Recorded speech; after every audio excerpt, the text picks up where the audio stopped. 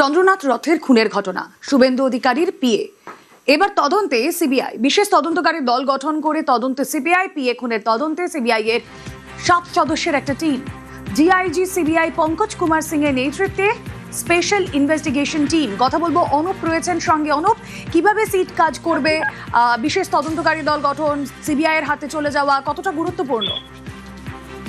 শুভেন্দু অধিকারীর যে আত্মসাৎ যে খুনের ঘটনা, সেই খুনের ঘটনা ইতিমধ্যেই সিবিআই পক্ষ থেকে 7 সদস্যের প্রতিনিধি টিম গঠন করা হয়েছে, যার পক্ষ থেকে লিড করবেন ডিআইজি সিবিআই যিনি পঙ্কজ কুমার সিং, তিনি লিড করবেন।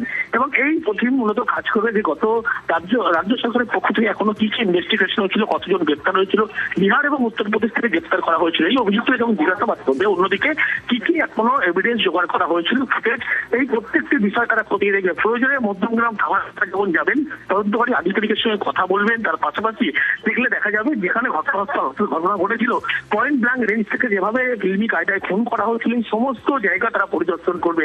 ইতিমধ্যে যে সিদ্ধান্ত হয়েছে যে ডিআইজি সিবিআই পঙ্কজ কুমার সিং এর নেতৃত্বে 7 সদস্যের সিট গঠন করবে এবং তারাই গোটা ইনভেস্টিগেশন যেমন করবে।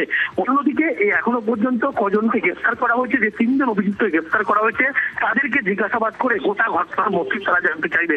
সিবিআই পক্ষ থেকে 3 জন আধিকারিক ইতিমধ্যে দিল্লি থেকে তারা আসছেন এবং পঙ্কজ কুমার সিং এর নেতৃত্বে এই টিম কিন্তু কাজ করবে, এমনটাই সিবিআই সূত্রে জানতে পারতে পারে। ওকে।